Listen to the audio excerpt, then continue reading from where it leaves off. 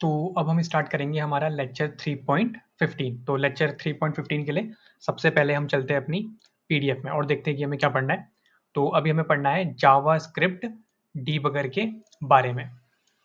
तो इससे पहले कि हम पढ़ें जावास्क्रिप्ट डीबगर के बारे में कि जावास्क्रिप्ट डीबगर क्या होता है और ये कैसे काम करता है, सबसे पहले हम देखेंगे कि ये डीबगिंग का मतलब क्या होता है। तो यहाँ पे बहुत छोटी सी डेफिनेशन दे रखी है, उसको हम पढ़ लेते हैं। Debugging is the process of testing, finding and reducing bugs errors in a computer programmes.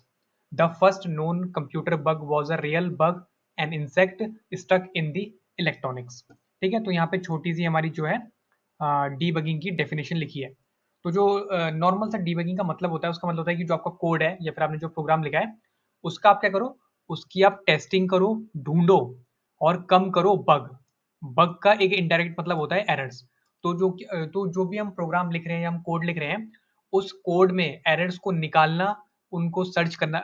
इसमें एक्चुअली क्या होता है, डीबगर का सिंपल सा मतलब क्या होता है, डीबगिंग का सिंपल सा मतलब ये होता है कि जो आपका कोड आपने लिखा है उसमें आप एरर्स को निकालो या फिर बग्स को निकालो और फिर उनको फिक्स करो, उसे हम कहते हैं debugging. Fixing error in the code is called debugging. छोटी सी डेफिनेशन है हमारी। और जो ये दो टर्म है, एक है बग्स और एक है एरर्स, दोनों ही इंटरचेंजेबल है और इनको हम कहीं पे भी यूज कर सकते हैं। कभी हम कहते हैं कि हमारे कोड में एरर है, कभी हम कहते हैं हमारे कोड में बग है। तो कई बार हम एरर यूज नहीं करते, हम यूज करते हैं बग। हमारे कोड में एक बग है और हम उसको ठीक कर रहे हैं, और उस बग को ठीक करने के प्रोसेस को हम क्या कहते हैं, उसको हम कहते हैं डीबगिंग। अभी आगे पढ़ते हैं, अब आगे क्या लिखा है हमारे लिए। Debugging is not easy, but fortunately, all modern browser have a built-in JavaScript debugger. Built-in debugger can be turned on and off, forcing error to be reported to the user. With a debugger, you can also set breakpoints, places where code execution can be stopped, and examine variable while the code is executing. तो इसमें समझते हैं कि हमारा ये जो debugging है, इसको हम कैसे कर सकते हैं। तो सबसे पहले अपने कोड में चलते हैं और देखते हैं कि हमारे पास कौन कौन से तरीके के बग्स हो सकते हैं। एक सबसे कॉमन सा बग होता है कि आप कोई टाइपिंग मिस्टेक कर दो। फॉर एग्जांपल मैं कॉन्स्ट का सी बड़ा बना दूं और फिर लिख दूं कॉन्स्ट ए इक्वल टू 10 और फिर मैं वैल्यू लॉक करवाऊं किसकी, ए की। अभी अगर मैं अपने जो अपना मेरा वो है कंसोल, वहां जाके अगर मैं इसका आउटपुट देखूंगा तो मैं देखूंगा, देखो मुझे एक एरर मिल रहा है जो कि लिखा है अनकैच सिंटैक्स एरर अनएक्सपेक्टेड आइडेंटिफायर ए। तो यहाँ पे क्योंकि एक छोटा सा बग है, ठीक है, तो यहाँ पे छोटा सा बग ये है कि मैंने ये जो कांस्टेंट का सी है वो मैंने कैपिटल लिख दिया। तो इसको क्या कर सकते हो आप, इसको स्मॉल कर दो, ये आपका फिक्स हो जाएगा। तो अभी मैंने क्या करा, मैंने अपने कोड में एक बग निकाला और उसको मैंने फिक्स कर दिया, मतलब कि मैंने डीबग अपना कोड डीबग कर दिया। एक दूसरा होता है कि आपने कोई और वेरिएबल का नाम दिया, लाइक सेट टू, और फिर क्या है आपने यहाँ पे गलती से दूसरा नाम दे दिया वेरिएबल का। ठीक है, यहाँ पे आपने गलती से क्या करा, आपने एस कैपिटल बना दिया। अभी आप जाके देखोगे तो आपको दोबारा एक एरर मिलेगा, क्योंकि आपने जो वेरिएबल का नाम था वो आपने डिफरेंट यूज करा है। तो ये भी एक तरीके का बग है। तो ये बताने के लिए कि हमारे कोड में कैसे कैसे बग होते हैं। ये तो छोटे छोटे बग हैं, लेकिन जब जैसे जितना बड़ा बड़ा कोड लिखते जाओगे उतना बड़ा आपको क्या है, उतना बड़ा आपको एरर मिलता जाएगा। और उस एरर को ठीक करने के लिए, या फिर मैं कहूँ उस बग को ठीक करने के लिए हम क्या यूज करते हैं, डीबगर यूज करते हैं। और इस पूरे एरर को ठीक करने को प्रोसेस को हम बोलते हैं डीबगिंग। अभी हम आगे बढ़ते हैं। अब देखते हैं हमारे पास दो तरीके कौन से होते हैं एरर बग को ठीक करने के। तो बग को ठीक करने के लिए हमारे पास दो तरीके होते हैं। एक होता है कंसोल डॉट लॉग और एक होता है हमारा बिल्ड इन ब्राउजर डीबगर। तो सबसे पहले बात करते हैं कंसोल डॉट लॉग के बारे में। तो कंसोल डॉट लॉग क्या करता है, कोई किसी भी वैल्यू को आपके कंसोल में लॉक करवा देता है। फॉर एग्जाम्पल मैं यहाँ पे दो नंबर लेता हूँ, const a equal to 10, const b equal to 20, और मैं बनाता हूँ कॉन्स्ट रिजल्ट नाम का एक वेरिएबल जिसमें लिखूंगा मैं a प्लस बी, और फिर मैं वैल्यू लॉक करवाऊंगा रिजल्ट की। तो देखो अभी क्या होना चाहिए, यहाँ पे मैंने ये जानबूझ के मैंने एरर क्रिएट करने की बग क्रिएट करने की कोशिश करी है। मैंने एक स्ट्रिंग ले लिया है और एक मैंने नंबर ले लिया है। तो जब एक स्ट्रिंग ऐड होगी एक नंबर में, तो वो क्या देखेगी कि जब आगे वाला जो एक स्ट्रिंग एक नंबर है तो उसका आंसर आ जाएगा 1020। ठीक है, क्योंकि यहाँ पे टाइप कन्वर्जन हो जाएगा। लेकिन अभी हमें ये वाली बात नहीं पता है, मान लेते हैं कि हमें ये वाली बात नहीं पता है, तो अभी हम इसको कहेंगे ये हमारा एक बग है। तो जब हम जाके इसमें अपना आउटपुट देखेंगे तो देखेंगे कि हमें 1020 मिल रहा है। ठीक है, तो ये हमारा एक बग है। तो पहले हम पहला तरीका देखेंगे कैसे हम console.log का यूज करते हैं अपने बग को सॉल्व करने के लिए, और बहुत कम करते हैं। console.log अपने बग को ठीक करने के लिए हम नहीं करते नॉर्मली, लेकिन जब हमारा कोड छोटा होता है तो हम कर भी लेते हैं। तो यहाँ पे हम क्या कर सकते हैं, स्टार्टिंग में दे सकते हैं कि इसका टाइप ऑफ क्या है, टाइप ऑफ रिजल्ट। तो यहाँ पे हम देखेंगे क्या लिख दिया मैंने,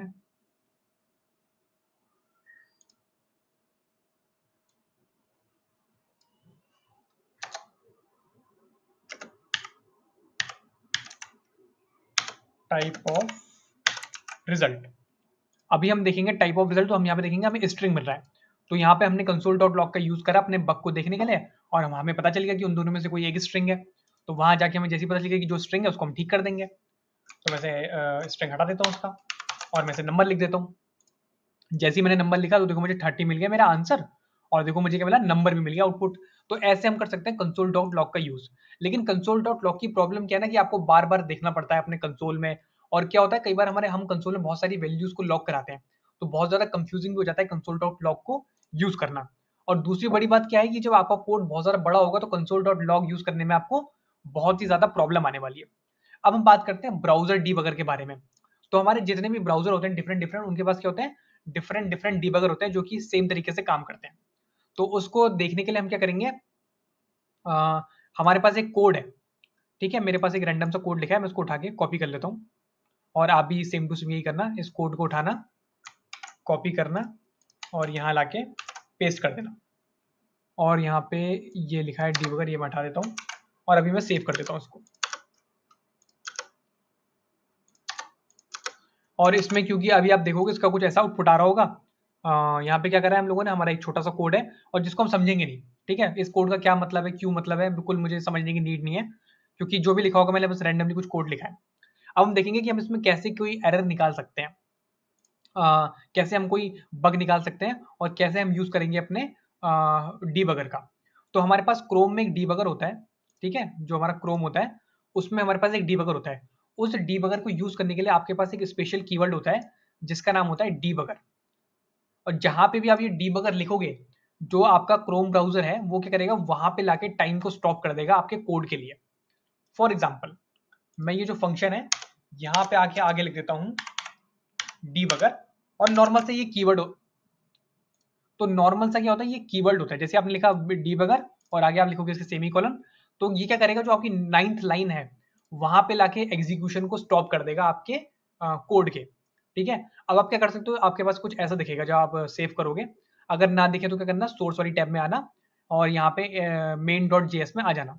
ठीक है, और फिर आप देखोगे ये आपका पूरा डीबगर होता है। यहाँ पे आप क्या कर सकते हो कि सबसे पहला यहाँ पे आपके दो तीन बहुत सारे फायदे होते हैं। सबसे पहले आप देख सकते हो कि आप स्टेप बाय स्टेप देख सकते हो कि आपका जो कोड है वो कैसे रन हो रहा है। जैसे कि मैंने नाइन्थ लाइन पे मैंने डीबगर लगा दिया, और मैं क्या करूंगा, इस वाले पे क्लिक करूंगा स्टेप। ठीक है, देखो वो कहाँ कहाँ जाएगा सब पता चलता रहेगा। देखो अब 15 लाइन पे आ गया मेरा कोड। फिर क्या करा उसने, देखो क्योंकि उसके अंदर लिखा था एड 50 + 60, तो फिर दोबारा रिटर्न वाले स्टेटमेंट पे गया। तो जो ये जो बटन है यहाँ पे आप देखोगे, ये लिखा है जहाँ पे स्टेप F9, और जैसे आप इसको क्लिक करते रहोगे ये बताता रहेगा कि आपका कोड कहाँ कहाँ जा रहा है और वो कौन कौन सी वैल्यू अपने अंदर स्टोर कर रहा है। यहाँ पे आओगे फिर देखो पूरा चलता रहेगा console.log, यहाँ पे console.log। और आप क्या कर सकते हो, आप किसी के ऊपर होवर भी कर सकते हो वैल्यू देखने के लिए। देखो जैसे कि यहाँ पे ऐड की वैल्यू, जैसे रिजल्ट की वैल्यू देखनी है तो 110 आ गई यहाँ पे, तो आप ये भी देख सकते हो। ठीक है, और यहाँ पे आप क्या देख सकते हो, ये देख सकते हो आप आई की वैल्यू क्या है। ठीक है, अच्छा ये पूरा रीलोड हो चुका है। ठीक है, आप देख सकते हो, मतलब हर जगह आप हर किसी की वैल्यू देख सकते हो। और इसमें क्या है, आप स्टेप बाय स्टेप चल सकते हो आगे, एक एक करके देख सकते हो कि उसके बाद क्या हो रहा है और उसके बाद क्या हो रहा है। जैसे कि यहाँ पे क्या हो रहा है, इसके बाद क्या हो रहा है, और ऑफ कोर्स इसके बाद जाओगे तो कोई लाइन ही नहीं है, तो वो आगे चले जाएगा पूरा कोड। ये हम चाहते नहीं है, तो वापस आ जाते हैं। तो ये होता है हमारा डीबगर, ये होता है हमारे डीबगर कीवर्ड, जिसको कि हम यूज करते हैं बग को ठीक करने के लिए। एक तो ये तरीका हो गया। ठीक है, एक दूसरा तरीका होता है ब्रेक पॉइंट्स का यूज करने का।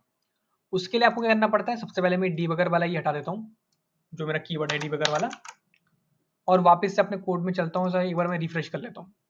ठीक है, अभी देखो मेरा कोड कहीं पे ब्रेक नहीं हो रहा है।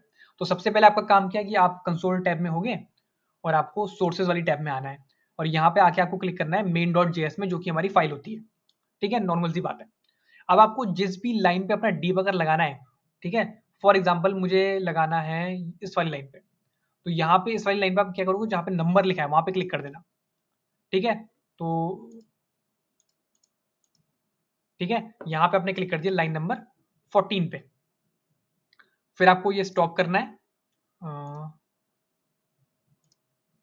ठीक है, यहाँ पे आपने, एक मिनट में दोबारा से कर देता हूँ, इसे मैं पहले हटाता हूँ। अब देखते हैं, जैसे हमें लाइन नंबर 14 पे अपना डीबगर लगाना है, मैंने यहाँ पे क्लिक करा, और फिर क्या करना है, आपको रिफ्रेश करना है, और फिर क्या है, जो आपका डीबगर है वहीं पे लाके आपको रोक देगा टाइम को, ठीक है। और फिर आप इसको एक एक करके आगे देख सकते हो कि इसके आगे क्या हो रहा है, जैसे कि इसके आगे क्या हो रहा है, देखो दोबारा वो रिटर्न पे गया, ठीक है। ये क्या है, ये हमारे जो हमारा क्रोम ब्राउजर है उसके अंदर का डीबगर है, ठीक है। और जो ये था ये हमारा, ये जो डीबगर वाला ये था, कहाँ गया, ये जो हमारा डीबगर वाला कीवर्ड था, ये क्या होता है, ये सारी, ये तो जावास्क्रिप्ट की लैंग्वेज के अंदर ही होता है। लेकिन अभी हम जो ये काम कर रहे हैं, ये भी सेम काम डीबगर कीवर्ड की तरह करता है, बस इसमें आपको क्या होता है कि आप पूरी सब कुछ देख सकते हो उसमें लगा लगा के, फिर आप देख सकते हो कि आगे क्या हो रहा है, इससे आगे क्या हो रहा है, और इससे आगे क्या हो रहा है।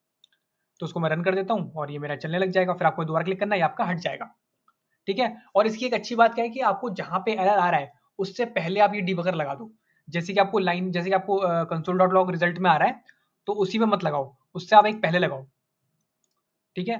फिर दोबारा रिफ्रेश करो पेज को, वहीं पे लाके वो रोक देगा, और फिर क्या आप उसकी वैल्यू देख सकते हो कि उसमें कहाँ कहाँ से वैल्यू आ रही है। देखो जैसे इसमें आ रही है वैल्यू, कहाँ कहाँ से आ रही है, तो देखो रिजल्ट में 110 आ चुका है, क्योंकि यहाँ पे A+B हो रहा है, ठीक है। तो हमारी काफी काफी छोटा सा टॉपिक है डीबगर, कोई बहुत ज्यादा कॉम्प्लेक्स टॉपिक नहीं है। ठीक है, फिर ये होता है हमारा, और ये हमारा कीवर्ड होता है, और ये हमारा होता है जो ब्राउजर का डीबगर होता है। यहाँ पे हम एक और बड़ी इंटरेस्टिंग चीज देख सकते हैं, मैं इस डीबगर को चला देता हूँ पहले, ठीक है। जैसा हमारा लूप होता है, तो लूप में क्या होता है, एक एक करके वैल्यू आगे आती है, तो आप लूप भी देख सकते हो कि आपका लूप कैसे चल रहा है। यहाँ पे आप क्लिक कर दो और फिर आप पेज रिफ्रेश करो, वहीं पर लाके वो रोक देगा टाइम को। अब आप देखो, जैसे जैसे मैं नेक्स्ट क्लिक करूंगा, देखो सबसे पहले आई की वैल्यू 1 है, और फिर आई की वैल्यू चेक हो रही है कि आई की वैल्यू 10 से छोटी है या फिर उसके बराबर है। कंडीशन ट्रू हो गई, देखो उसने कंसोल में लॉक कर दिया आई की वैल्यू 1। अब देखो वो दोबारा कहाँ चले गया, उसने आई प्लस प्लस करा। अगर आपको ये वाली बात याद आई हो, जब हम लूप पढ़ते थे तो हम लोग ऐसे तो पढ़ते थे कि पहले आई की वैल्यू 1 है, फिर आई की वैल्यू चेक होगी, ठीक है, और अगर इसकी कंडीशन ट्रू होगी तो अंदर चले जाएगा, और फिर उसके बाद ये आई प्लस प्लस करेगा। तो आप यहाँ पे देखोगे, जैसे जैसे स्टेप बाय स्टेप आप क्लिक करोगे, ये आपको स्टेप बाय स्टेप वो करके दिखाएगा कि आई इज ग्रेटर देन इतना, और ये कंसोल डॉट लॉग हो रहा है, और फिर दोबारा वो कंडीशन आई प्लस प्लस करेगा, फिर दोबारा वो आई की वैल्यू को चेक करेगा, ठीक है, फिर ऐसे करता रहेगा ये काम, ठीक है।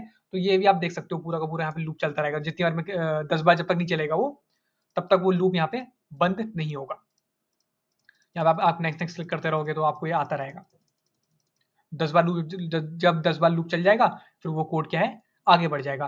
तो ये बहुत ही ज़्यादा, मैं कहूँगा, एक यूज़फुल ट्रिक है आपकी डीबगर की, जो कि हमें आनी ही चाहिए, और हल्के-हल्के हम इसको मास्टर भी करते रहेंगे। तो ऐसे करके हमारा ये वाला टॉपिक हो गया। तो अब हम बात करेंगे मॉड्यूल्स के बारे में। तो इससे पहले कि हम मॉड्यूल्स के बारे में बात करें, तो मैं बता दूँ कि जो मॉड्यूल्स टॉपिक है, ये बहुत ही ज़्यादा इंपॉर्टेंट टॉपिक है, और अगर आप रिएक्ट सीखोगे या कोई भी लाइब्रेरी सीखने जाओगे जावास्क्रिप्ट के बाद, तो आप देखोगे जो मॉड्यूल्स हैं सबसे ज़्यादा यूज़ होते हैं, और पहली लाइन ऑफ कोड रिएक्ट में मॉड्यूल से स्टार्ट होती है। तो बहुत ही ज़्यादा इंपॉर्टेंट टॉपिक है, तो उसको हम बहुत ही ज़्यादा अच्छे से देखेंगे, और काफ़ी ज़्यादा सिंपल टॉपिक है, ऐसा बहुत कॉम्प्लेक्स टॉपिक नहीं है ये, बस हमें मॉड्यूल से इम्पोर्ट और एक्सपोर्ट करने पड़ते हैं, बस हम वही देखते हैं इसमें क्या है। तो हमारे पास बहुत लंबी चौड़ी एक डेफिनेशन लिखी है यहाँ से लेके यहाँ तक, जिसको कि हम पढ़ लेते हैं। JavaScript module allow you to break up your code into separate files. This make it easier to maintain a code base. Modules are imported from external files with the import statement. Modules also rely on the type equal to module in the script tag. In JavaScript, modules are a good way of organizing and structuring code into reusable units. Modules allow you to encapsulate related code and expose only the part that you want to be public, while keeping everything else private. This helps to prevent naming collisions and reduce the risk of unintended consequences. In the past, JavaScript did not have the native module system, so developers use various workarounds to achieve module-like functionality, such as immediately invoke function expression or the common JS module format. However, in recent year, ECMAScript specification, the standard that JavaScript is based on, has introduce our native module system. तो अभी हमने पूरा पढ़ने के बाद complete कर लिया है। अभी हम समझते हैं कि मॉड्यूल होता क्या है।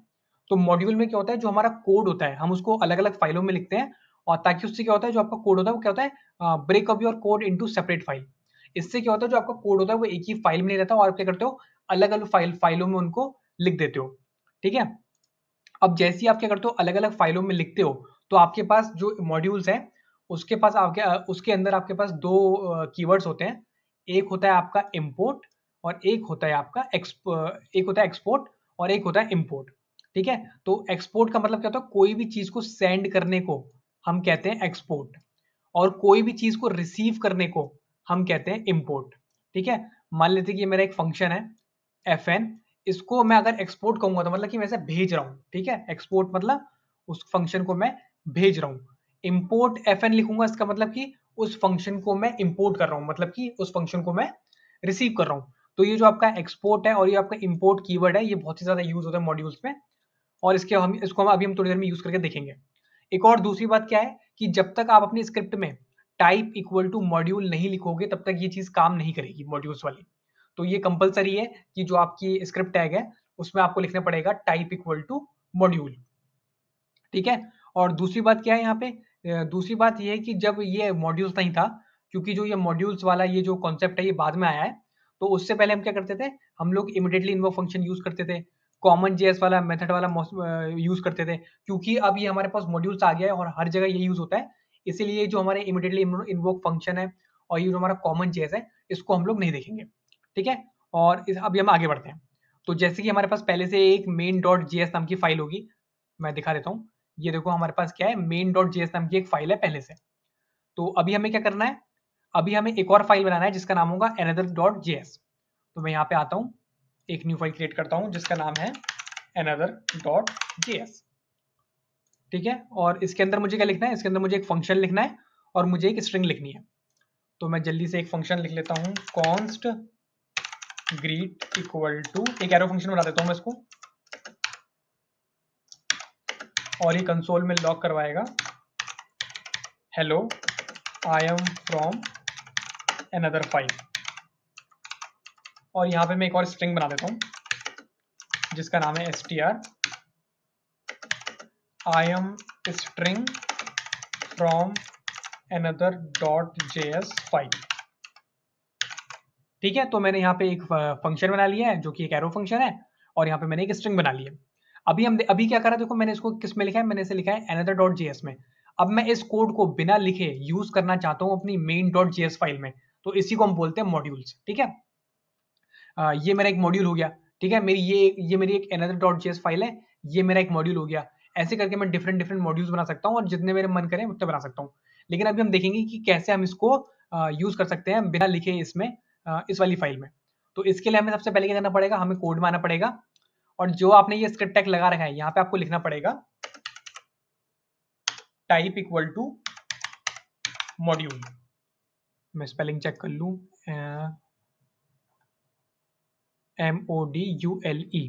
ठीक है? तो यहाँ पे सब कुछ स्मॉल में है, और ठीक है, MODULE, MODULE, ठीक है। ठीक है? अब हमें क्या करना पड़ेगा, अब हम यूज करेंगे अपने जो हमने कीवर्ड के बारे में बात करी थी, इंपोर्ट और एक्सपोर्ट। ठीक है?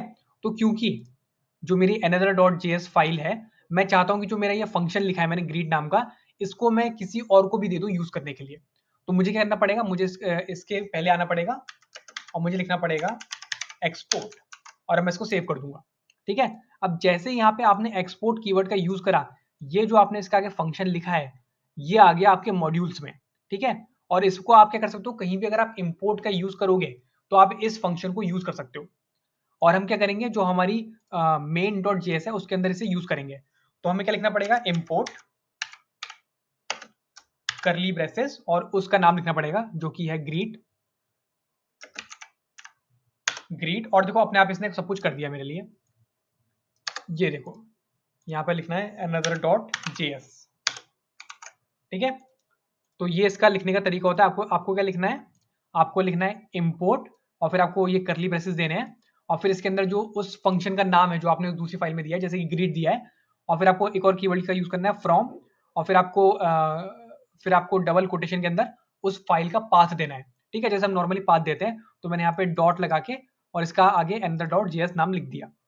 अब क्या है, अब मैं इसको यूज कर सकता हूँ, जो मेरा ग्रीट फंक्शन है उसको मैं यूज कर सकता हूँ अपनी main.js के अंदर। फॉर एग्जाम्पल मैं यहाँ पे लिखूंगा ग्रीट और उस फंक्शन को मैं कॉल करा दूंगा और मैं सेव करूंगा। अब मैं जाके अगर अपना देखो आउटपुट देखूंगा, तो देखो मुझे यहाँ पे क्या लिखा रहा है, hello I am from another file. तो यहाँ पे देखो मैंने यहाँ पे डिफाइन तो करा नहीं है ग्रीट फंक्शन, ये ग्रीट फंक्शन कहाँ से आ रहा है, another.js से आ रहा है। तो यहाँ जाके देखोगे आप, तो यहाँ से आ रहा है मेरा ग्रीट फंक्शन। यहाँ पे लिखा है ना, देखो मेरा hello I am from another file. तो ऐसे हम यूज करते हैं अपने इंपोर्ट और एक्सपोर्ट को, जो हमारे मॉड्यूल्स में होते हैं। अब ठीक है, अब मान लो मुझे ये स्ट्रिंग है, इसको भी मुझे एक्सपोर्ट करना है, तो मैं स्ट्रिंग के पास आऊंगा जहां पे मैंने इसे डिफाइन करा है, यहाँ पे मैं लिखूंगा एक्सपोर्ट और फिर यहाँ पे आके मैं एक और यहाँ पे लगा सकता हूँ इंपोर्ट करली ब्रेसेस और फिर उस स्ट्रिंग का नाम जो कि है str, और जैसे मैं एंटर मारूंगा देखो ये अपने आप पूरा कंप्लीट कर देगा आपका।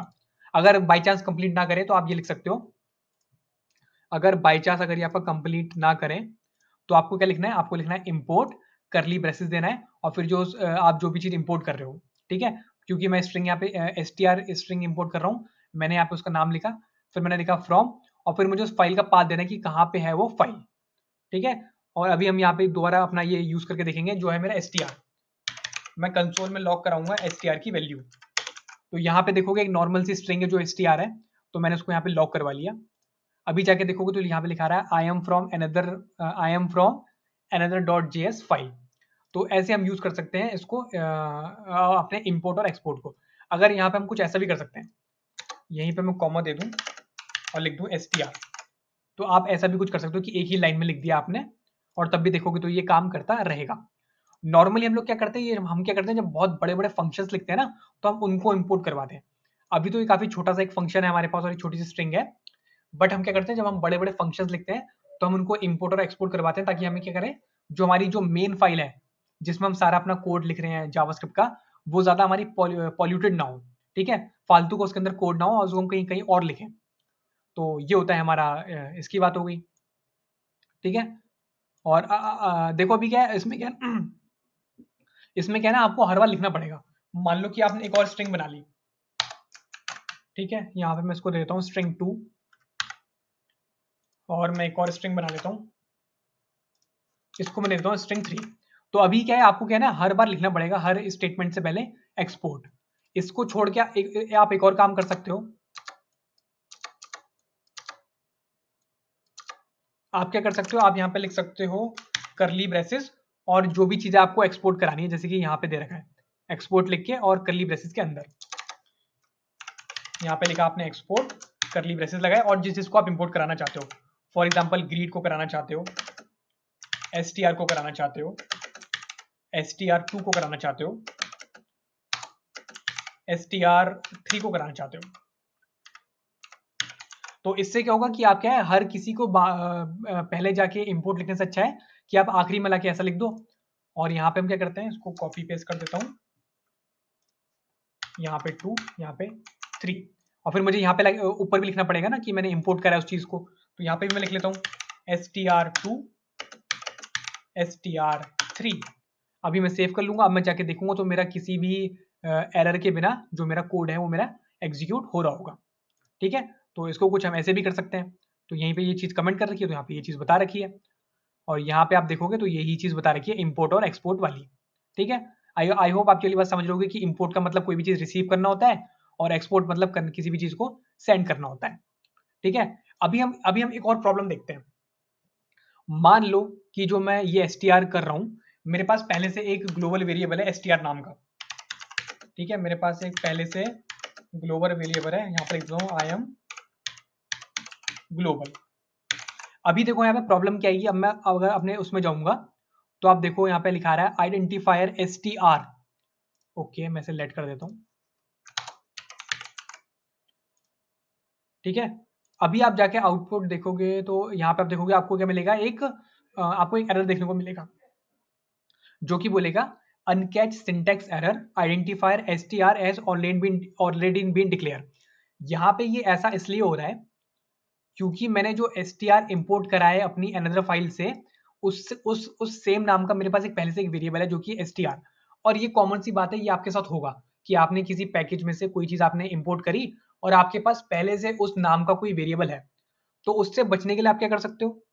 उससे बचने के लिए आप एक स्पेशल कीवर्ड का यूज कर सकते हो जिसका नाम होता है एज। ठीक है, एज लिख के आप जो आगे लिखोगे वो इसको इससे इंटरचेंज कर देगा। जैसे कि अगर मैं यहाँ पे लिखूं जो मेरा str है उसके आगे मैं लिखूं एज strng।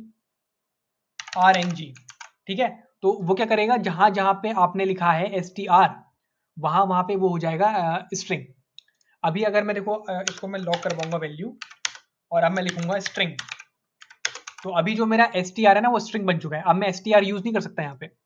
ठीक है, अब मैं यहाँ पे str यूज नहीं कर सकता, मैं एज लेके जो आगे वेरिएबल का नाम दूंगा उससे मैं उसको एक्सेस कर सकता हूँ। इसीलिए मैंने यहाँ पे स्ट्रिंग लिख दी और यहाँ पे एक्सेस हो जाएगा, और जो ये मेरा str वाला है वो वैल्यू मेरी यहाँ से ले लेगा, ये वाली वैल्यू। ठीक है, आई थिंक ये चीज कंफ्यूजिंग ना हो रही हो। और अभी हम देखेंगे तो मेरा कोड देखो ठीक से चलने लग जाएगा।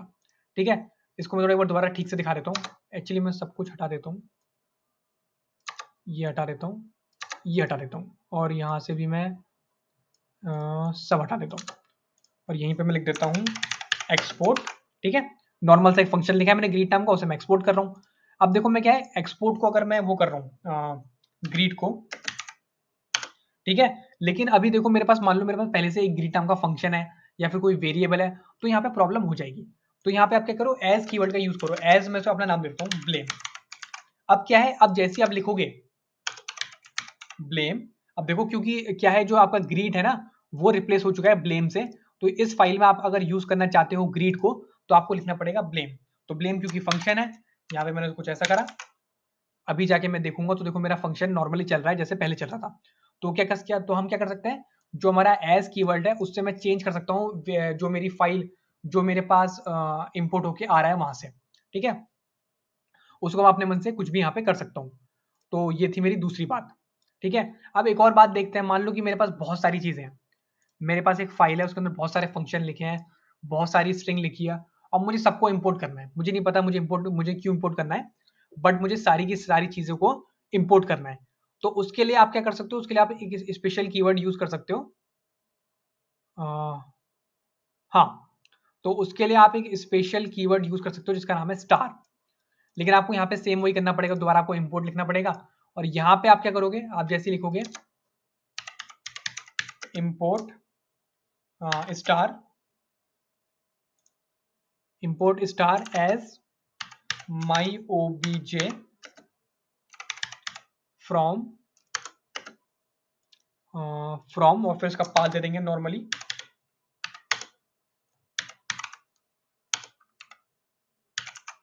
ठीक है, अब देखो क्या होगा, इससे स्टार लगाने से क्या होता है ना, जो भी आपका इंपोर्ट होके आएगा वो क्या होगा, ऑब्जेक्ट की प्रॉपर्टी बन जाएगा। माई ऑब्जेक्ट नाम का एक ऑब्जेक्ट बन गया और उसकी प्रॉपर्टी बन जाएंगे सब। तो इसीलिए अगर मुझे इस फंक्शन को एक्सेस करना है जो कि है ग्रीट, तो मुझे क्या लिखना पड़ेगा, मुझे यहाँ पे लिखना पड़ेगा माई ओबीजे डॉट ग्रीट। अभी जाके अगर मैं देखूंगा तो जो मेरा नॉर्मल सा फंक्शन है सिर्फ वो चलेगा। मान लेते कि मेरे पास यहाँ पे एक और स्ट्रिंग है, पहले लिख देता हूं मैं एक्सपोर्ट और लिखता हूं str, let str equal to I am string. ठीक है, अब देखो ये भी क्या बनेगा, ये भी एक ऑब्जेक्ट बन जाएगा, ऑब्जेक्ट की प्रॉपर्टी बन जाएगा जो माई ओबीजी है। अब अगर मैं लिखूंगा यहाँ पे माई ओबीजी डॉट str, ठीक है, तो क्योंकि उसके अंदर एक स्ट्रिंग है, तो अगर आप देखोगे तो आपको कुछ दिखेगा नहीं, तो आप क्या करो, इसको एक वेरिएबल के अंदर ले लो, या फिर इसे डायरेक्टली कंसोल डॉट लॉग करा लेते हैं। वेरिएबल के अंदर लेने से अच्छा है उसको डायरेक्टली हम कंसोल डॉट लॉग के अंदर लॉक करा लेते हैं, तो आप देखोगे आई एम ए स्ट्रिंग। तो ये क्या करता है, हमारा जो स्टार कीवर्ड है ये क्या करता है, जहां जहां आपने इसमें लिखा है इंपोर्ट एक्सपोर्ट, उसको वो क्या करता है, एक ऑब्जेक्ट बना देता है, जो कि यहाँ पे आप नाम लिखोगे एज करके, इसका वो ऑब्जेक्ट बना देता है। और फिर आप जो भी प्रॉपर्टी आपने जो भी बनाई है वहां पे फंक्शंस, या फिर जहां जहां आपने एक्सपोर्ट लिखा है वहां उसको आपको करना पड़ेगा, आपको लिखना पड़ेगा माई ओबीजे और फिर डॉट लगा के। अगर वो फंक्शन है तो पैरेंथेसिस के साथ, अगर वो कोई नॉर्मल सा कीवर्ड, अगर वो नॉर्मल सा कोई वेरिएबल वगैरह है तो डॉट लगा के आप डायरेक्टली उसे लिख दोगे और फिर आप उसको एक्सेस कर सकते हो। बड़ी ही नॉर्मल सी बात है ये। वापस चलते हैं अपने कोड में, ठीक है। तो ये वाली बात भी मैंने डिस्कस कर ली अभी के अभी, और ये वाली बात भी मैंने डिस्कस कर ली, ठीक है। अब बात करते हैं कि हम एक बड़ा ही फेमस तरीका है जिसका नाम होता है यूजिंग डिफॉल्ट एक्सपोर्ट, ठीक है। अब हम बात करेंगे डिफॉल्ट एक्सपोर्ट के बारे में और देखेंगे कि हम ये कैसे डिफरेंट है हमारे और चीजों से। तो सबसे पहले मैं एक और फाइल बनाऊंगा जिसका नाम मैं लिखूंगा second.js, ठीक है। और इसके अंदर मैं क्या लिखूंगा, इसके अंदर मैं एक क्या करूंगा, एक फंक्शन बनाऊंगा const रील, और ये एक्चुअली स्ट्रिंग बनाऊंगा मैं और लिखूंगा आई एम रील, और इससे पहले मैं वही काम करूंगा, एक्सपोर्ट लिखूंगा, ठीक है। अभी हम देखते हैं कि इसमें डिफरेंस क्या है। तो सबसे पहले मैं इसे क्लियर कर देता हूँ और जो मेरी another.js है इसको मैं रिमूव कर देता हूँ क्योंकि इससे अभी कुछ लेना देना नहीं है। अभी हम देखेंगे कि हम कैसे हम यूज करते हैं डिफॉल्ट एक्सपोर्ट को। तो अगर आपको यूज करना है डिफॉल्ट एक्सपोर्ट, तो ये क्या होता है, नॉर्मल इंपोर्ट एक्सपोर्ट से डिफरेंट होता है। आप क्या करते हो, जहां पे भी आपको ये इंपोर्ट करवाना है वहां पे आप सबसे लास्ट में एक स्टेटमेंट लिख देते हो। आप लिखते हो एक्सपोर्ट डिफॉल्ट और फिर आप जो भी चीज को इंपोर्ट करवाना चाहते हो। फॉर एग्जाम्पल अगर मैं ये यहाँ पे हूँ तो मुझे यहाँ पे ये नहीं लिखना पड़ेगा, मुझे लिखना पड़ेगा डिफॉल्ट इंपोर्ट और फिर जो चीज मैं इंपोर्ट करवाना चाहता हूँ, फॉर एग्जाम्पल रील, क्या गलत लिख दिया मैंने, डिफॉल्ट, अच्छा एक्सपोर्ट डिफॉल्ट है, लिखना पड़ेगा एक्सपोर्ट डिफॉल्ट, ठीक है। और फिर आप क्या कर सकते हो, आप इसको यहाँ के आपको लिखना है डायरेक्टली इंपोर्ट, और अब आपको करली ब्रेसेस नहीं लगाना है, आपको अब डायरेक्टली लिखना है उसका नाम। फॉर एग्जाम्पल यहाँ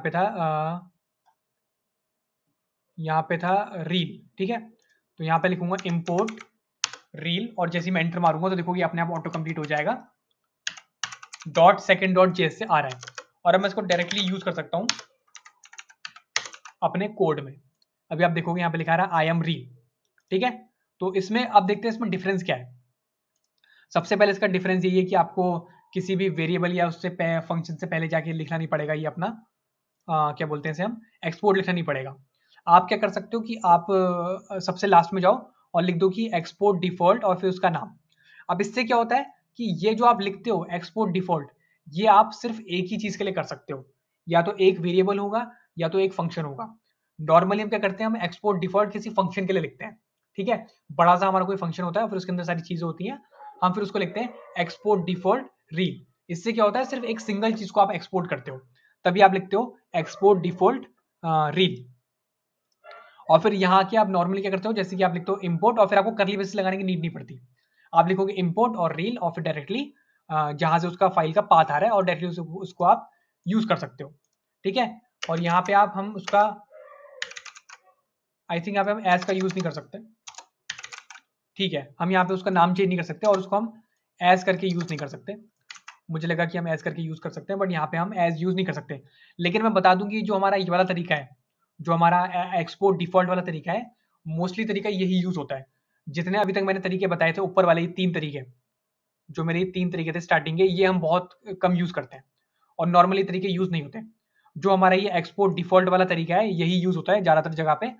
अगर मैं ज्यादातर जगह कहूँ, अगर मैं कहूँ 99.5 जगह पे आपका ये जो डिफॉल्ट एक्सपोर्ट वाला तरीका है यही यूज होता है, ठीक है। किसी भी फंक्शन के कोई भी फंक्शन या वेरिएबल बनाते हो उसके आखिरी में जाके लिख देते हो कि आपका एक्सपोर्ट डिफॉल्ट करना है, और यहाँ पे इंफॉर्मेशन भी दे रखी है export default can be given to only one, जैसे कि मैंने बताया कि सिर्फ एक ही को दे सकते हो। With the export default syntax you can only import one value as the default export from a module, ठीक है। तो सिर्फ क्या कर सकते हो, आप एक सिंगल वैल्यू को ही इंपोर्ट करवा सकते हो अपने एक्सपोर्ट डिफॉल्ट से, ठीक है। तो ऐसा था हमारा ये, और यहाँ पे आखिरी में आप देखोगे तो आपको उसका rule code base structure will be like, तो हमारा जो स्ट्रक्चर होगा फाइल्स का वो हमारा कुछ ऐसा होगा। तो ऐसे करके हमारा ये वाला टॉपिक भी खत्म हो गया। तो अब हम बात करेंगे हमारे नेक्स्ट टॉपिक के बारे में, जो कि है हमारा रेगुलर एक्सप्रेशन और रेगेक्स। तो जो हमारा रेगुलर एक्सप्रेशन है उसको हम शॉर्ट में बोलते हैं रेगेक्स। तो छोटा सा टॉपिक है, हम देख लेते हैं इसको। तो सबसे पहले तो हमारे पास एक बहुत अच्छी डेफिनेशन दे रखी है यहाँ पे, और जब भी हम लोग डेफिनेशन देखते हैं तो हम उसको पढ़ लेते हैं जल्दी से। तो छोटी सी डेफिनेशन है, उसको हम पढ़ लेते हैं। Regular expression also known as regex और regex are pattern used to match and manipulate text. They are commonly used in programming language like JavaScript to validate input, search for pattern in string, and replace part of the strings.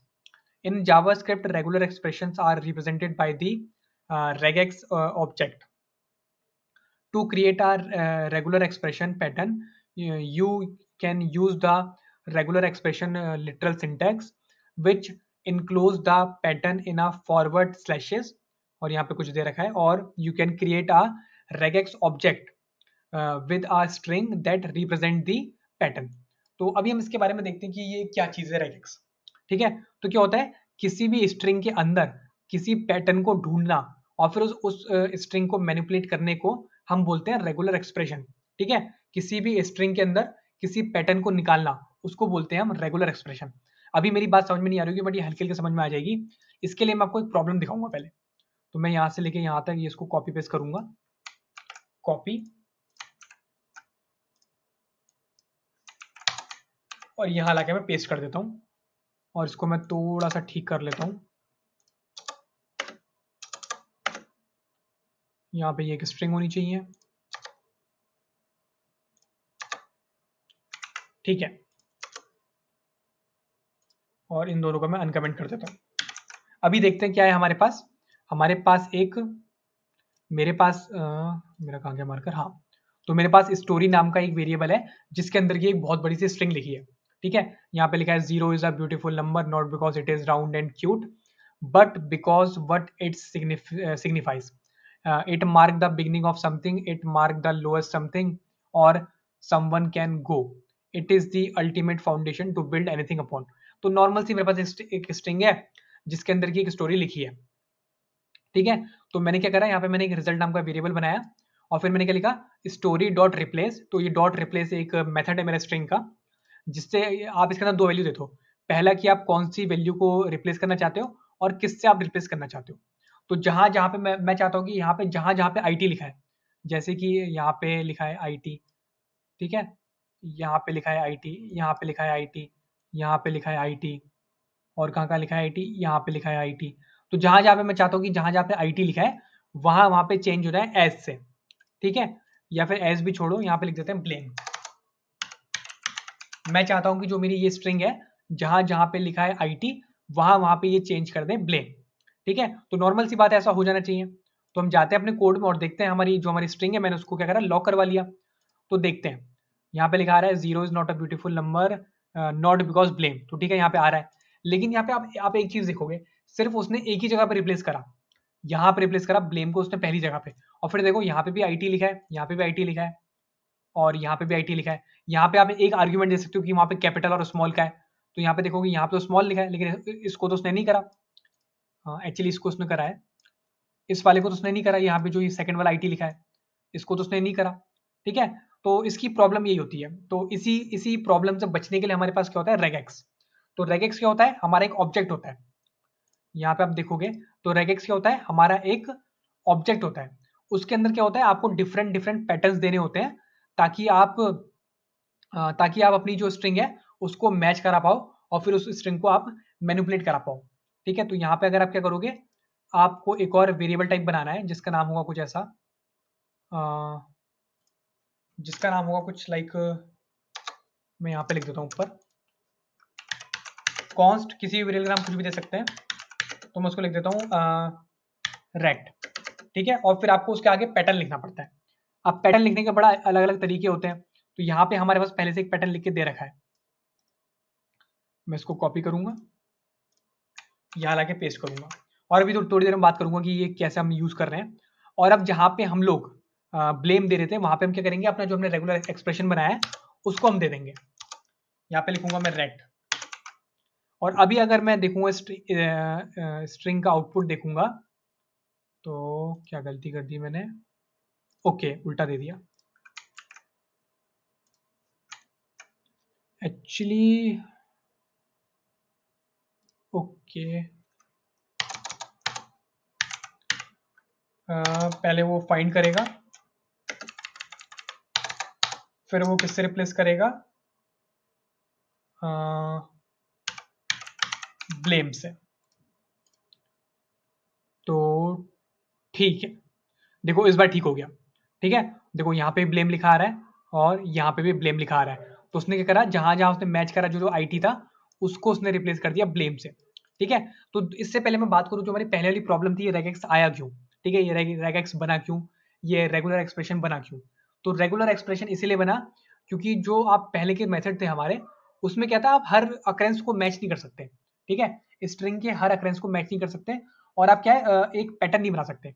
तो जो हमारा regular expression होता है, वो हमारा string के अंदर एक पैटर्न को बनाता है, उस पैटर्न को फाइंड करता है और उस पैटर्न को मैच करता है।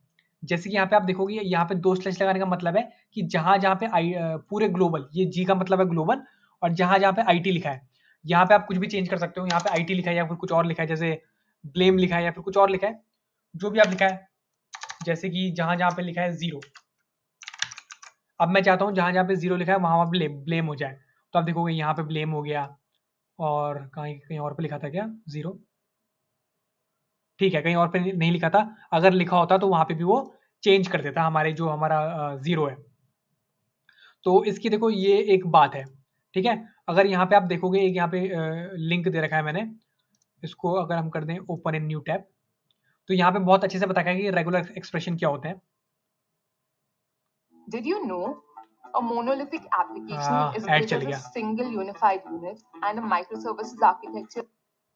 Regular expressions, aka regex or regex if you prefer, is a tool for finding patterns within a string. Its two most common use cases include the validation of user-generated input and to search through a large body of text, such as a find and replace operation in a document. It's notoriously difficult to learn because its syntax ends up looking like a meaningless pile of gibberish. But once you learn it, you'll have a very powerful and universal way to parse text in any programming language. For example, in JavaScript, you can use match to find all the matching patterns within a string, search to test for a single match, and replace to replace the matching patterns. But before you can put these to use, you need to know how to write a regular expression. In JS, we can do that with the literal syntax by starting with 2 forward slashes. Between these characters is where we define our search pattern. You can find an exact match by simply typing the string you're looking for. By default, it will only find the first match. However, you can change this behavior by adding a flag to the right side of the closing slash. The G flag means global, and will look for multiple matches in the text. And you can add additional flags here as well. Now, in order to create a more complex search pattern, you can bind a handful of special characters within your expression. Use a vertical bar as a logical OR to match one string or the other. You can group your logic using parentheses. This isolates your code from the rest of the pattern so you can capture substrings. You can use quantifiers to control how often the preceding pattern is allowed to occur. A question mark allows a pattern to occur 0 or 1 times. An asterisk allows a pattern to occur 0 or multiple times, and a plus sign means 1 or more times. Or you can control this behavior explicitly using braces, setting an exact number of occurrences or a min-max value. You can use a backslash in your pattern to escape any of these special characters. Or a backslash might refer to a character class, like D for any digit or W for any word character. Make these a capital letter, and now you have anything that's not a digit or not a word character. You can use brackets to define your own custom character sets, like a range of all capital letters from A to Z, or a custom character set that you create. And you can negate the set by adding a caret in front of it. But like I said at the beginning, regex is not an easy thing to learn. Check out my cheat sheet on Fireship.io for a bunch of common examples that I find useful, and use awesome tools like regexer.com to interactively test and, more importantly, understand exactly what your code is doing. This has been Regular Expressions in 100 seconds. Hit the like button if you want to see more short videos like this. Thanks for watching, and I will see you in the next one. तो यहाँ पे अभी बहुत ही ज़्यादा अच्छे से बताया था कि रेगुलर एक्सप्रेशन क्या होते हैं। तो किसी भी स्ट्रिंग के अंदर आपको कोई भी पैटर्न को मैच करना है, तो आप क्या करते हो, रेगुलर एक्सप्रेशन का यूज़ करते हो। ठीक है, और अभी हम देख सकते हैं इसको लिखना बड़ा मुश्किल काम है। ठीक है, बहुत बड़ी सी स्ट्रिंग टाइप होती है, और बड़े ही उसके अंदर अजीब अजीब से रूल्स होते हैं कि कहीं पे ये लगाओ, कहीं पे वो लगाओ, और वगैरह वगैरह। तो नॉर्मली क्या होता है, जो हम डेवलपर लोग होते हैं, हम लोग इसको याद नहीं करते। हम लोग एक वेबसाइट का यूज़ करते हैं जिसका नाम है regex.com। तो इसको हम ओपन कर लेते हैं, और इसको इससे पहले कि हम लोग देखें, मैं एक बात बता दूं, ये जो रेगेक्स होता है, रेगुलर एक्सप्रेशन होते हैं, ये ऐसा नहीं है कि सिर्फ जावास्क्रिप्ट में होते हैं। सारी लैंग्वेजेस के अंदर रेगेक्स हमारे सेम होते हैं, बस थोड़ा इंप्लीमेंट करने का तरीका अलग होता है, लेकिन सारी की सारी लैंग्वेजेस के अंदर हमारे रेगुलर एक्सप्रेशंस होते हैं, ठीक है। और अभी वाली वेबसाइट खुल गई तो इसमें हम देख सकते हैं। तो सबसे पहले मैं अपनी स्ट्रिंग ले आता हूँ इसके अंदर, ये वाली जो स्ट्रिंग मैं लिख रहा था यहाँ पे कॉपी और यहाँ पे लाके पेस्ट कर देता हूँ, तो ठीक है। तो यहाँ पे आप देखोगे बड़ा ही इसकी लंबी सी बड़ी अजीब से इसके क्या बोलते हैं इसे, इसके रूल्स होते हैं डिफाइन करने के लिए। इससे पहले कि हम ये पढ़े कि इनको कैसे कैसे ढूंढ सकते हैं, तो नॉर्मली क्या होता है जब भी आपको अगर आप अपने अपनी वेबसाइट पर कोई फॉर्म लगा रखा है, ठीक है, आप उसको वैलिडेट कराना चाहते हो, जैसे कि यहाँ पे लिख भी रखा है JavaScript to validate input search for pattern in a string. तो उसका जो मेन काम होता है कि आप कोई स्ट्रिंग लिख रहे हो अपने फॉर्म इनपुट में, तो वहीं पे यूज होता है ये, ज़्यादा कहीं यूज़ नहीं होता, बस वहीं पे यूज़ होता है। और इसको भी हमें याद करने की नीड नहीं होती। हम लोग क्या करते हैं यहाँ पे जो एक्सप्रेशन है वहाँ पे बनाते हैं और फिर उस एक्सप्रेशन को हम यहाँ से कॉपी कर लेते हैं। और यहाँ पे आपको, यहाँ पे अगर आप इस वेबसाइट को खोलोगे तो यहाँ पे आपको मिलेगा चीट शीट का ऑप्शन। जैसे ही आप चीट शीट पे क्लिक करोगे आपको एक बहुत बड़ा सा डिजाइन टाइप मिल जाएगा और ये आपको बताएगा कि आप कोई भी चीज़ कैसे यूज़ कर सकते हो और उसका क्या मतलब होता है। जैसे ही आप यहाँ पे देखोगे तो ए से जेड तक, तो कोई आपको इसमें क्या निकालना है, ऐसे वर्ड निकालने हैं जो ए से जेड तक हो और क्या है डब्ल्यू और प्लस का साइन है। तो यहाँ पे हम देख सकते हैं डब्ल्यू और देखो कि कितने में ये आ रहा है, ठीक है।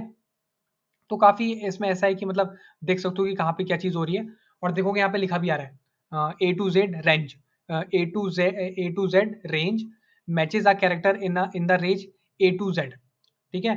और फिर इसका आउटर देखोगे character set matches any character in the वो, तो वहां देखोगे वहां भी चेंज होता जा रहा है, यहाँ देखोगे तो यहाँ भी वो चेंज होता जा रहा है। तो ऐसा कुछ होता ही है और उसको याद करने की कोई नीड नहीं है। आप हमेशा इस वेबसाइट को देख सकते हो और क्या कर सकते हो, आप इस वेबसाइट का यूज कर सकते हो जो रेगेक्स है, और आप क्या कर सकते हो एक रेगुलर एक्सप्रेशन बना सकते हो अपने स्ट्रिंग के लिए। तो अब हम बात करेंगे सिंबल्स के बारे में। तो अगर हमें स्टार्टिंग में याद है हम लोगों ने क्या पढ़ा था, हम लोगों ने पढ़ा था कि हमारे पास 8 तरीके के डेटा टाइप होते हैं जावास्क्रिप्ट में, जिसमें कि एक हमारे नॉन प्रिमिटिव होते हैं और एक होते हैं हमारे प्रिमिटिव। तो जो हमारे प्रिमिटिव डेटा टाइप होते हैं उसमें जो एक 7वें नंबर पे एक डेटा टाइप था जिसका नाम था सिंबल। तो मैंने उस टाइम बताया था कि जब हम स्टार्टिंग में पढ़ रहे थे, अगर मैं इसको थोड़ा ऊपर ले चलूं,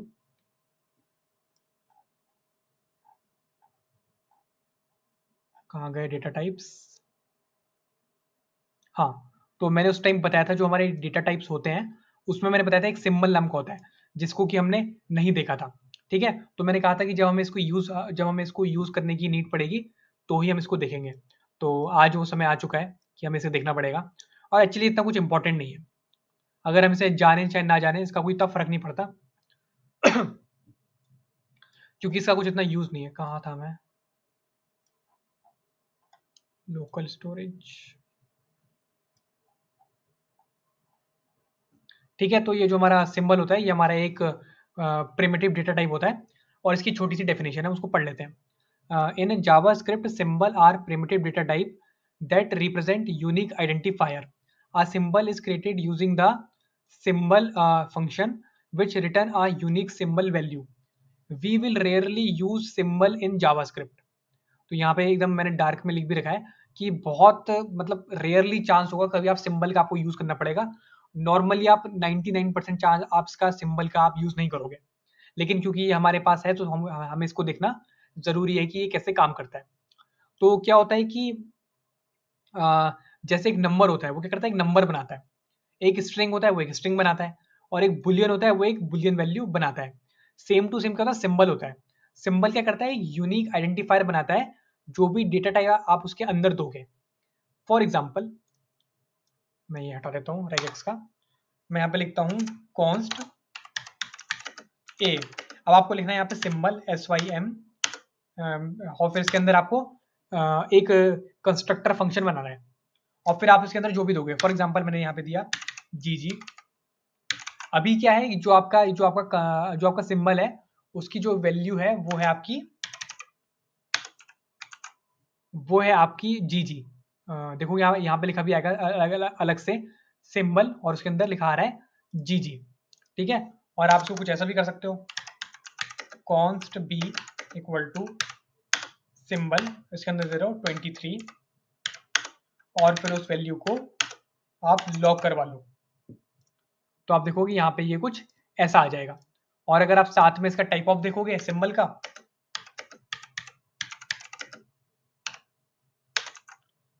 साथ में अगर आप सिंबल का टाइप ऑफ देखोगे तो उसका टाइप होता है सिंबल। ठीक है, तो सबसे पहले तो हमने देखा कि हम उसको सिंबल को हम कैसे हम लोग यूज कर सकते हैं अपने कोड में। ठीक है, तो ये क्या करता है, ये एक यूनिक आइडेंटिफायर बनाता है। जो भी चीज आप इसके आगे लिखोगे, इसका मतलब है कि इसने जीजी के लिए एक यूनिक आइडेंटिफायर बना दिया। ठीक है, और अगर आप सेम टू सेम एक और यूज करोगे, मैं एक और दिखाता हूँ, मैं यहाँ पर लिख देता हूँ जीजी। ठीक है, अभी आप देखो तो देखो ये सेम है। ठीक है, अभी आपको लग रहा होगा ये सेम है, ए और बी क्या है, सेम है। लेकिन सिंबल का मेन काम ही यही होता है, वो क्या करता है, एक यूनिक आइडेंटिफायर बनाता है। उसने इसको उठाया और उसके लिए उसने एक यूनिक आइडेंटिफायर बना दिया। सेम टू सेम उसने उसके साथ करा, इसको उसने उठाया और उसके लिए उसने क्या करा, एक यूनिक आइडेंटिफायर बना दिया। तो इसीलिए क्या होगा, जो आपका ए है वो बी के इक्वल नहीं हो सकता, क्योंकि दोनों क्या है, डिफरेंट डिफरेंट आइडेंटिफायर है। अगर आप कुछ ऐसा करने की कोशिश करोगे, console.log आप लिखोगे a triple equal to b, ठीक है, और अगर आप इसकी वैल्यू देखोगे तो फॉल्स आएगी। ठीक है, ये फॉल्स वैल्यू इसलिए आ रही है क्योंकि जो सिंबल है उसने दोनों के लिए डिफरेंट डिफरेंट आइडेंटिफायर को जनरेट करा है। ऑफकोर्स दोनों की वैल्यू आप देखोगे आगे सेम है, लेकिन सेम होने के बावजूद भी ये दोनों सेम नहीं है क्योंकि हमने सिंबल का यूज करा है। अभी हम आगे देखते हैं कि हम सिंबल को कैसे यूज कर सकते हैं। तो यहाँ पे लिखा भी है एवरी सिंबल इज यूनिक। ठीक है, हर सिंबल क्या होता है, यूनिक होता है। अभी हम देखते हैं जो हमारा देखो यहाँ पे लिखा है only use of symbol is in object. जो आपका ये सिंबल है ये आपका सिर्फ और सिर्फ कहाँ यूज होगा, ऑब्जेक्ट के अंदर यूज होगा। तो देखते हैं हम ऑब्जेक्ट के अंदर कैसे यूज कर सकते हैं। तो मैं एक ऑब्जेक्ट बना देता हूँ यहाँ पे, जिसका नाम मैं देता हूँ पर्सन, और उसके अंदर मैं कुछ प्रॉपर्टीज बनाता हूँ, जैसे कि फुल नेम जो कि है ब्लेम,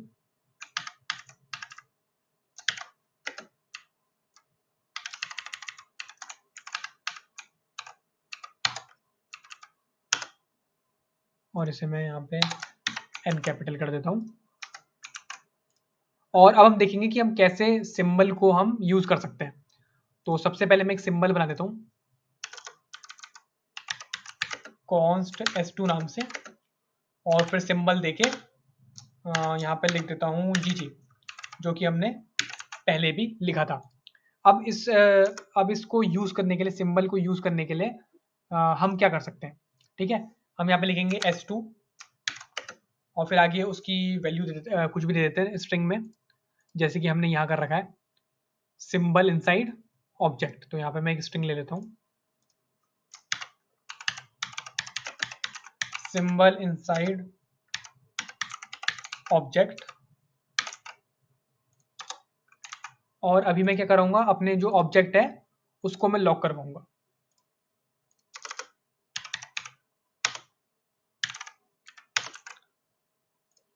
अभी जाके अगर आप देखोगे तो आपको कुछ ऐसा मिलेगा। लेकिन देखो यहाँ पे प्रॉब्लम क्या है ना, जो आपका S2 था ना वो अभी भी सिंबल नहीं है। नॉर्मली क्या मैं क्या करना चाह रहा था कि मैं जो यहाँ पे वैल्यू लिखी है उसको यूज करना चाह रहा था, बट वो वैल्यू यहाँ पे यूज नहीं हो रही है। तो जब भी आपको ऑब्जेक्ट के अंदर सिंबल को यूज करना पड़ेगा तो आपको ये एरे वाला साइन देना पड़ता है उसके लिए। तो अगर आप यहाँ पे दे दोगे इसको एरे वाला साइन,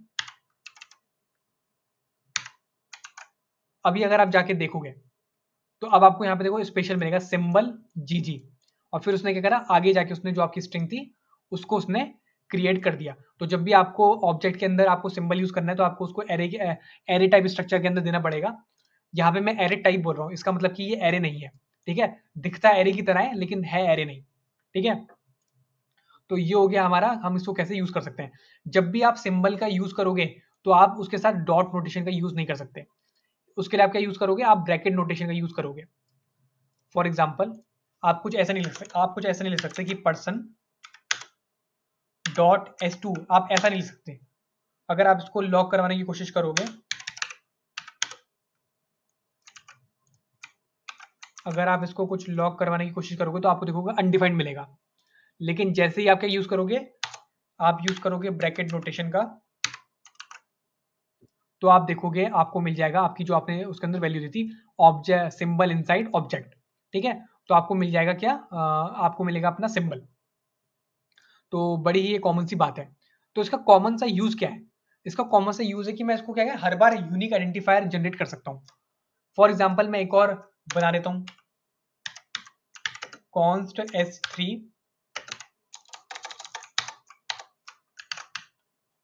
यहाँ पे मैंने लिखा S3 और यहीं पे मैं सेम चीज कॉपी पेस्ट करूंगा और बस यहाँ पे मैं लिखूंगा S3।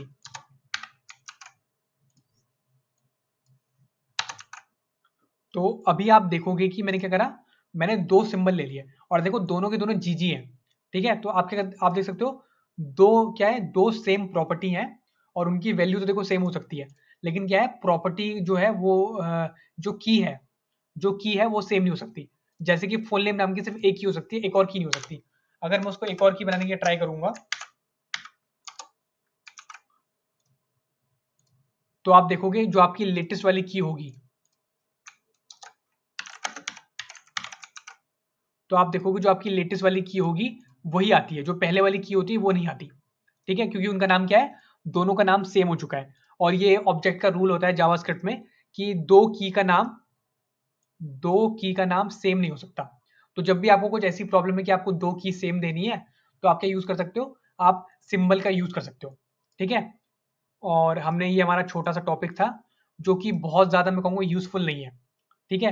ये कोई सिंबल कोई ऐसा टॉपिक नहीं है कि आप जिसको बहुत ज्यादा यूज करोगे या कहीं बीच में से यूज होता आएगा। एक्चुअली क्या होगा कि आप इसको सिंबल को आप कभी यूज होता हुआ देखोगे नहीं कोड में, नॉर्मली आप इसको कभी यूज होता हुआ देखोगे नहीं, इसलिए बहुत सारे कोर्सेज वगैरह में कवर भी नहीं होता, ठीक है। लेकिन हाँ हमारे पास था इसलिए हम लोगों ने पढ़ लिया और अभी हम आगे बढ़ेंगे।